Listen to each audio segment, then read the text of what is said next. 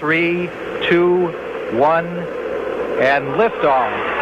Liftoff of the 25th Space Shuttle mission. On a cold January morning in 1986, millions gathered to witness what was meant to be humanity's next great leap.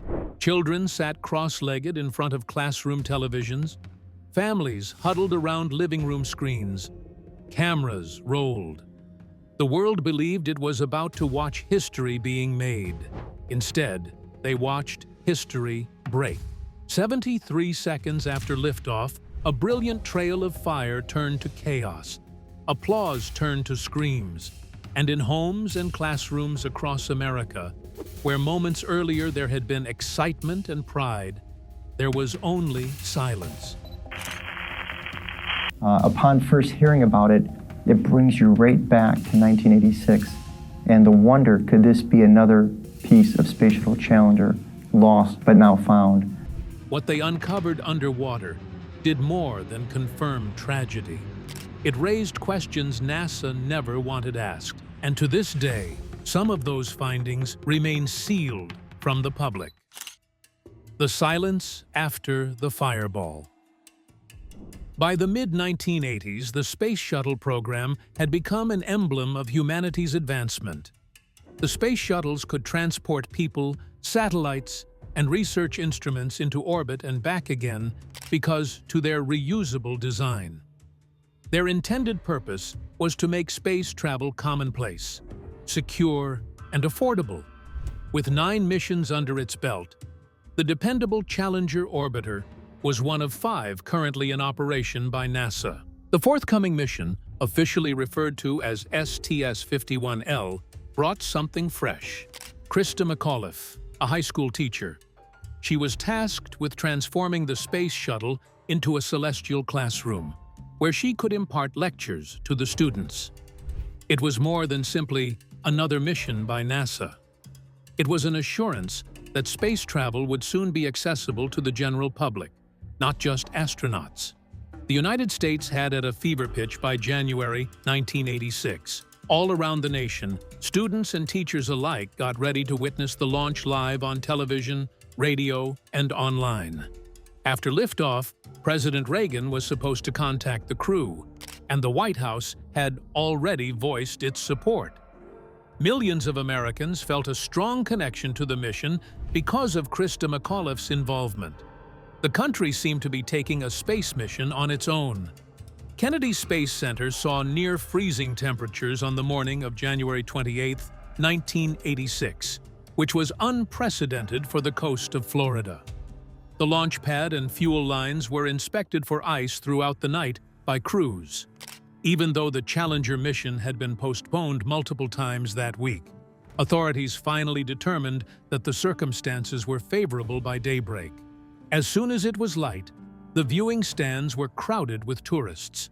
A large crowd of people, including children, teachers, reporters, and families, waited patiently with flags and cameras, ready to witness the shuttle lift off. Witnesses of what NASA deemed its most daring flight to date had traveled from all over the nation. The last checks were carried out by the 7-person crew within the shuttle. Francis Scobie, the commander, verified that communication links with mission control were operational. Engine data was evaluated by pilot Michael Smith. Ronald McNair, Judith Resnick, and Ellison Onizuka were in charge of getting instrumentation ready for orbit. The payloads for Gregory Jarvis's experiments were guarded. Seating behind the flight deck, Krista McAuliffe practiced the opening lines of her lesson that she intended to teach from orbit. The countdown hit 0 at 11:38 a.m. As soon as they were turned on, the engines screamed to life, shaking the entire Earth. After a gradual ascent, the spacecraft sped up as smoke and fire billowed behind it. The audience went wild with applause. As the shuttle ascended, students waved American flags and instructors pointed above. The launch was characterized by television pundits as flawless. According to subsequent accounts, a brief glow was visible for 73 seconds, right at the base of the right solid rocket booster. Before the shuttle disappeared in the middle of a tremendous explosion, it was brief and nearly unnoticeable. The sky was ripped apart by a fireball, which left two white streaks that twisted apart, forming an open wound against the blue. Everyone held their breath for a little moment. The onlookers were dumbfounded by what they had witnessed and simply stared upward. A few people murmured that it could just be a typical stage split. That optimism, however, crumbled as the falling debris headed for the water. The spectator stands were engulfed in fear.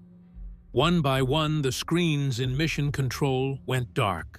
Disarray and static permeated the room.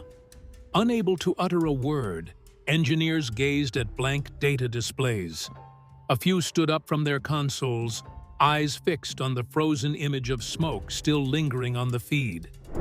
Jay Green, the flight director, leaned forward and pressed the microphone. His voice quivering, he fell back into his chair, hands over his face before finally speaking into the radio. "Obviously, a major malfunction," he said quietly, the words breaking the silence that no one in that room would ever forget. Panic spread through the viewing area. Families looked upward, unable to process what they had just seen. Teachers shielded their students. News anchors spoke in disbelief as the same footage replayed over and over. Across the nation, classrooms that had erupted in cheers moments earlier were now quiet. The space shuttle that symbolized hope and progress had been destroyed live on television. Before the crowds had even left the viewing stands, the Coast Guard and Navy were already charting coordinates across the ocean, preparing to search for survivors. What had begun as a celebration of exploration had turned into the beginning of one of NASA's darkest and most painful recoveries. Millions tuned in to witness history. None of them imagined they were about to see one of the greatest tragedies ever broadcast live. From rescue efforts to accepting the unthinkable. Air Force planes, Navy vessels, and Coast Guard cutters sped toward the spot where the Challenger went missing. Even as helicopters descended over the expanding debris field, a cloud of smoke and vapor lingered in the sky. Mission Control initially reported the action as a rescue on the radio. Groups were given the task of finding signals, rafts, or parachutes. What had been shown live on television was not believed by anyone. An immediate and unambiguous order was given: find the water and return everyone home. The vista extended for miles when viewed from above. Floating insulation and bits of white material that glistened in the sunlight were noted by pilots. Boats cautiously made their way through the debris, attempting not to damage anything that might contain vital evidence. While utilizing their headlights to search for motion, helicopters lingered barely above the water's surface.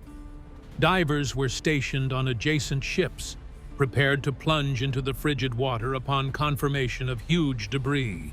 Initially, it was thought that the crew cabin might have fallen undamaged from the impact. Even if evidence against it was mounting hour by hour, the teams were motivated by that glimmer of hope. The gravity of the issue became clearer as the day progressed. All indications of life, including signals and beacons, were absent. Seawater moved metal and tile fragments further away from the initial location, necessitating an expansion of the search grid by the commanders.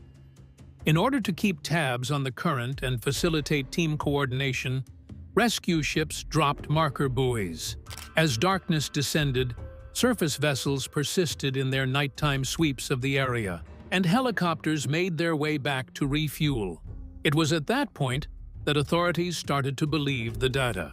Presumption of death was announced by NASA the following morning about all 7 astronauts. No longer was the mission a rescue operation.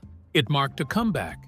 In the days that followed, the operation expanded into one of the most coordinated searches in U.S. history. The Navy dispatched sonar-equipped ships to create a map of the ocean floor. In order to document drift patterns and follow surface debris, the Air Force used aerial photography. To determine the possible locations of heavier debris, the National Oceanic and Atmospheric Administration examined the prevailing winds. Kennedy Space Center was notified of all discoveries after they were tagged and cataloged. As soon as the pieces were discovered, engineers started to arrange them and examine the burn traces and cracks for any hints. According to participant accounts, the atmosphere was solemn and somber. After spending hours submerged in frigid, hostile environments, divers would frequently return to the surface with little more than scraps of metal or melted wire. Evidence and memorial status were assigned to each artifact recovered from the ocean. The first week came to a close with hundreds of pieces retrieved. The remnants were meticulously placed into airtight containers and transported to Kennedy Space Center, where investigators aimed to ascertain the disaster's cause. There may be clues as to how and where the shuttle disintegrated in the collected debris, even in the absence of the crew cabin. A fresh crew was waiting inside a massive hangar in Florida, prepared to decipher the debris and uncover the secrets it held. That jigsaw in the coat rack. The Challenger's debris was spread out on the floor of a sealed hangar at Kennedy Space Center. Slight odors of salt and charred insulation wafted across the air. Carefully, technicians shuttled between the containers, each of which contained pieces recovered from the Atlantic. A few of the fragments were smaller than a human hand. Some were pieces of the shuttle's charred and twisted body. A huge grid that extended across the hangar was used to arrange each component after it had been washed, labeled, and categorized. The meticulous task of restoring the spacecraft that had lifted 7 humans into orbit began with the retrieval of the shuttle's blueprints. Teams labored silently through each shift, assembling pieces of a jigsaw puzzle out of debris, identifying burn marks, and sorting through debris. Challenger started to regain its form piece by piece. In pieces of carbon and aluminum, its recognizable shape has returned. The impact, heat, and pressure stories were given by every mark and melted bolt. The recovery team from NASA said that the reconstruction was the most thorough forensic study in aerospace history. But once the shuttle's silhouette reappeared, the right solid rocket booster stood out. Along the metal casing of the booster, investigators found peculiar burn patterns and holes. It looked like the damage was concentrated in the area where the first flash had been seen on the launch video.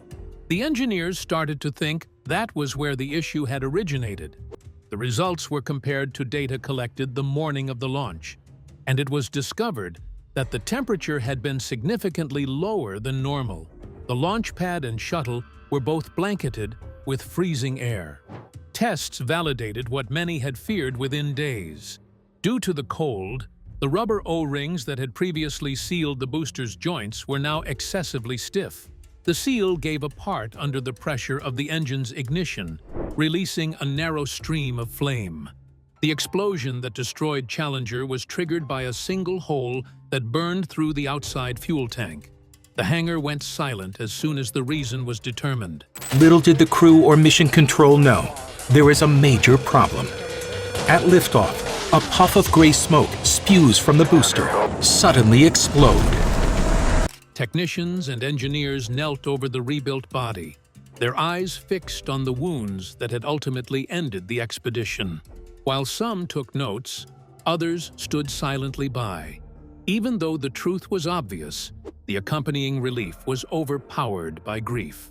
They had figured out how Challenger had gone down, but they still didn't know what happened to the crew on board. Many engineers, according to subsequent reports, couldn't help but stare at the blank space on the grid where the crew cabin ought to have been. The puzzle has shifted its focus to that elusive piece.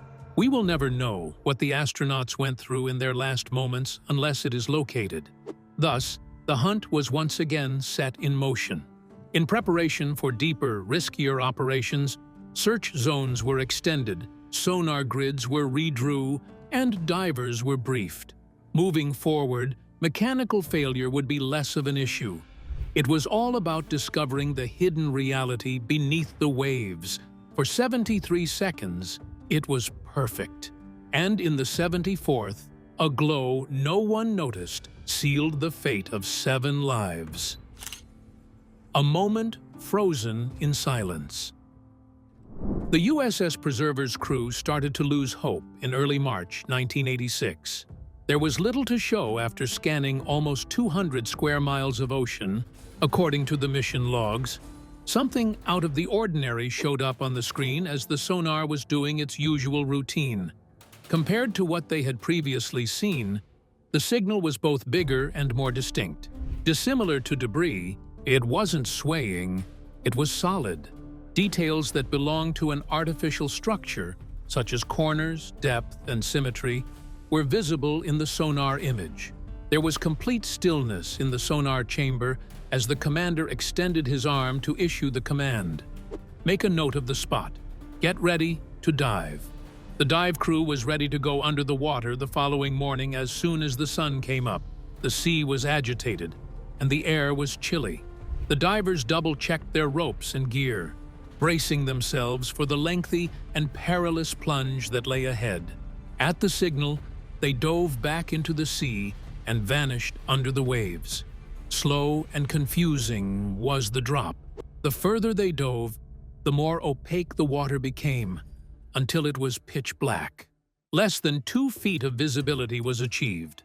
Underwater divers approached sonar coordinates with extreme caution, trailing a single weighted line. Clouds of silt lingered in the water like smoke as each movement agitated them. The constant hissing of air via their regulators was the sole audible sound. Time seemed to drag on for what seemed like forever. After that, the light from one of the divers landed on something below, a shimmer of metal embedded in the dunes. Suddenly, he froze and motioned for the others to follow. They swept the dirt away in unison, and eventually the shape took shape. Metal with curves, thick glass, and vague window frame shapes. Nearby, in a twisted state, are control panels and wires that are still linked via broken conduits. Subsequent narratives state that initially, nobody spoke. The stillness was audible even over the radio static. Eventually, a quavering voice was heard. Here it is, upon board the USS Preserver, a vessel of the United States Navy. In an instant, word got around. As the crew and officers hunkered down by the rails, the deck fell silent. After verifying the coordinates, the recovery process commenced. As cranes and nets were brought into position, divers fastened wires around the debris. It took hours for each stage. The building was precarious. A careless action may bring it crashing down. Water started to rise in sheets around the frame as the crew worked methodically, lifting inch by inch until the cables tightened. When the cabin finally broke the surface, the ship fell silent. Crew members stood motionless as the wreckage rose, dripping seawater across the steel deck. The rescue mission had taken on a far more somber tone since it had begun. There was a reported silence for a few minutes. All that could be heard were the mechanical hum and the sound of water flowing back into the ocean. With this discovery, the whole crew was on the same page. The question of what set off the explosion has shifted. Who lived in the cottage was the main focus. After weeks of concealment, the ocean had finally released them. The answers that everyone had feared and the discoveries that would remain with all of the divers involved in the mission were waiting within that broken compartment. A truth too painful to share. The mood on board the salvage vessel changed as soon as the crew cabin debris was hoisted onto deck. What was formerly a technically focused endeavor now had the weight of something incredibly human. The interior was to be examined by a small team of Navy divers and NASA experts, according to official accounts. Recording equipment and cameras were outlawed. Everyone else on the crew was barred from entering the area. The site was off-limits to everyone except those immediately engaged. The extent of the damage was obvious upon removing the covering tarp. The majority of the cabin's furnishings remained undisturbed. Although several of the seat frames were bent out of shape, they were still neatly lined up in rows and fastened to the floor. Wires and bits of instrument panels dangled from the ceiling and clung to the forward wall. Dispersed among the rubble were individual belongings, a wristwatch, a writing implement, a miniature handbook, and fragments of helmets transformed into forms that could not be identified. There were also pieces of safety restraints that were still locked in place, and flight suits that had been torn open by pressure. Several investigators were deeply disturbed by the sight. With great care, forensic experts began their task, recording each item before to removal. Subsequent reports verified that the crew compartment had generally survived the explosion. It had resumed its ascent for a little while longer before starting its lengthy descent back toward the ocean.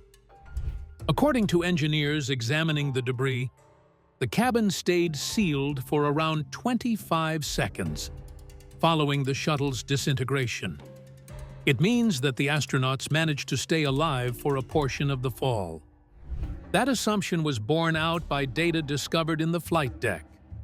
After the explosion, people had to manually turn on the oxygen systems and flick switches. This can indicate that some crew members attempted to reassert control or give each other air. Subsequent investigation revealed that pilot Michael Smith had activated the emergency air supply switch, perhaps within seconds following the explosion. The explosion appeared to destroy Challenger. The solid rocket boosters emerged from the fireball, continuing to fly uncontrollably for several seconds before plunging into the Atlantic Ocean, leaving a trail of smoke. The investigators could only speculate as to the conditions inside the collapsing cabin during those moments. As the module tipped over in mid-air, there was a cacophony of wind, alarms going off, and an abrupt loss of mass. The crew may have been aware for a few seconds, according to several, completely cognizant of the situation. The cabin hit the ocean at a speed of above 200 miles per hour, according to experts who examined the data. The impact was sudden and unwavering. Everything was leveled as soon as it hit. Surviving was out of the question. The evidence unearthed by the divers from the debris only served to substantiate this. There were minor pieces of clothing, personal items, and human remains among the wreckage. Careful attention was given to each piece. Prior to being transported to Dover Air Force Base, all items were meticulously recorded and placed in airtight containers in accordance with military protocol. Those who were there said that the examining room was completely silent the whole time. With the exception of those issuing orders, no one spoke. A diver who was there afterward said it was the most difficult moment of his life. Nothing else was said about it by anyone else. Many of them were more troubled by the idea of what the astronauts may have gone through in those last moments than by the debris itself. Closure and sadness were brought about by the discovery. At last, the mysteries were solved, but not without a price that all parties concerned would have to pay forever. The focus shifted to paying tribute to the crew members who had died and providing the closure their families had been seeking since the morning the sky went dark. 7 lives, 1 ceremony, a nation says goodbye. The Challenger crew's remains were transported to Dover Air Force Base in Delaware following weeks of recovery and inquiry. The meticulously collected fragments and personal belongings from the site of the accident were stored in airtight military containers. Extreme caution was exercised throughout the identification process. Under tight protocol, forensic experts and military pathologists painstakingly matched objects, recorded facts, and preserved anything that could be associated with the astronauts who had died. Official records indicate that the remains were mixed up, which made it extremely difficult, if not impossible, to identify any one person. Everyone engaged felt a great deal of emotional weight during the process. These were more than just spacemen. They embodied the ideals of our nation and served as role models, educators, and parents. The family and NASA worked very closely from the start. Regular updates were sent to each family regarding the handling of the remains and burial plans. Private memorials had already been planned by many, but the Department of Defense and NASA suggested holding a joint service to memorialize the whole crew. Families were in agreement. They wanted everyone to know that the 7 astronauts had gone into space together and would be laid to rest in the same manner. Arlington National Cemetery was the site of the funeral on May 20th, 1986. The sky was cloudy, the temperature was low, and people all throughout the country were feeling downcast. From government officials and astronauts to people who had followed the Challenger narrative from its launch, thousands of mourners converged at the site. A military honor guard transported a shared coffin with the mixed remains to the cemetery. The American flag and NASA emblems were shown on the flag that was flown over it. A solemn and profoundly emotional ceremony unfolded. No lengthy addresses were given. As the flag was folded and presented to the families, a moment of seemingly eternal silence ensued, with a few short statements. There were a lot of open sobs from the audience. There were 7 names on the memorial that was unveiled that day. This group includes Krista McAuliffe, Ronald McNair, Ellison Onuzuka, Judith Resnick, Michael Smith, and Francis Scobie. A grave and a promise, it stood as a constant reminder that their bravery would never be forgotten. Additionally, the shuttle's actual parts were locked up and stored at Kennedy Space Center. The exhibit also features the largest collection of personal objects from the 2 crews, loaned by 11 of the 14 families, a Star Trek lunchbox, a Cub Scout uniform. The site was kept secret, and only approved individuals were allowed access. The objects were kept not as artifacts of antiquity, but as reminders and proof. On occasion, engineers would go back to them to analyze the disaster's lessons. In the eyes of NASA authorities, the remains of the plane were venerated as holy ground, representing the sacrifices made in pursuit of greatness and the weight of duty that accompanied them. The funeral was a turning point for many people all around the nation. It was the turning point when sadness molded into contemplation and anger into determination. After that day, the Challenger crew would be remembered by every astronaut who stepped foot on the launch pad.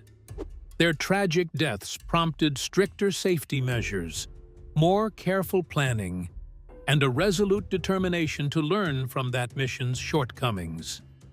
As the rituals came to a close, and the country lowered its flags, though, questions remained. The questions shifted from what had transpired to why it had been permitted to occur. The rise of a new era. The country wanted answers in the months after the catastrophe. A separate investigation, headed by the Rogers Commission, a group of specialists consisting of physicists, astronauts, and engineers, quickly supplemented NASA's own probe. They came up with thorough and scathing findings. The investigation verified that multiple engineers employed by solid rocket booster manufacturer Morton Thiokol had previously expressed concerns regarding the O-ring seals prior to the launch. Memoranda had been given out, describing how the rubber could become less pliable and sealant-resistant due to the cold weather. Testimony suggests that decision-makers were informed of these concerns, but they were allegedly ignored due to political pressure and the urgency to fulfill schedules. The news startled everyone. It wasn't merely a technical glitch. Poor decision-making and communication led to this. All shuttle flights were abruptly grounded by NASA. No one heard anything from the launch pads at Kennedy Space Center for over 2 years. Engineers overhauled the booster joints, sealed them better, and reorganized NASA's command organization all during that period. To avoid ignoring technical staff's concerns in the future, the agency instituted new safety regulations for cold weather launches and implemented new mechanisms. These changes had to be made, and they were expensive and extensive. Reports from inside NASA indicate that the Challenger catastrophe altered the agency's approach to spacecraft construction and internal stakeholder feedback. Beyond space exploration, the concepts taught were applicable. In light of the divers' findings at the accident site, the Navy implemented new underwater recovery methods. Their groundbreaking approaches to mapping, record-keeping, and the sensitive handling of human remains served as examples for subsequent operations. Although some of the divers later acknowledged that the pictures from Challenger never left their memories, some of them remained to help in subsequent missions. On some nights, they woke up to the lingering sound of sonar or the sight of pieces floating in the ocean. As far as they were concerned, the discovery had just begun. As NASA worked to restore its systems, an extraordinary development emerged from the devastation. In remembrance of Krista McAuliffe's desire to teach from space, Challenger Learning Centers were set up around the USA. The centers provided children with the opportunity to study about science and adventure through simulated missions. The Challenger Learning Center does indeed make learning fun. It makes me feel kind of proud about myself because I can go back to school and I can share what I learned and show it. After Challenger, every shuttle that ascended to the air had a tiny scrap of metal soldered onto its frame. A subtle assurance that those 7 lives will forever soar with each subsequent expedition. But rumors spread like wildfire after every tragic event. The official version, according to some, was missing key details. There were rumors going around that the explosion could have been caused by something other than the O-ring failure, but these claims were never confirmed. Strange signals were allegedly picked up by NASA's telemetry just minutes before the accident, according to some. During the Cold War, several people thought that a hostile country could have sabotaged or interfered with events. Although these assertions were never confirmed, they did give an element of mystery to the event that is still felt by those who research it. There were unanswered questions about missing data in the initial reports, according to some ex-engineers. It is unclear if these discrepancies were due to straightforward recording mistakes or indicated a more complicated issue. Embedded in the annals of exploration history, the Challenger accident has served as both a wound and a lesson in the decades following. It served as a timely reminder that there is no such thing as risk-free progress, and that the thirst for greater heights must be tempered with a healthy dose of caution. The Challenger disaster didn't just shatter a spacecraft, it shattered assumptions about technology, about leadership, about what it truly means to reach for the stars. Beneath the waves, divers found answers, but they also uncovered the weight of what was lost. Their discovery forever changed the way we design, launch, and protect life in space. Some say it was human error. Others believe there's more to the story. Evidence still buried in classified documents and sunken steel. But one truth endures. Roads to the greatest breakthroughs often begin in silence and rise through tragedy. Was this truly an accident or a turning point humanity needed to face? Share your thoughts below. Thank you for watching. And remember, history doesn't always whisper. Sometimes it explodes.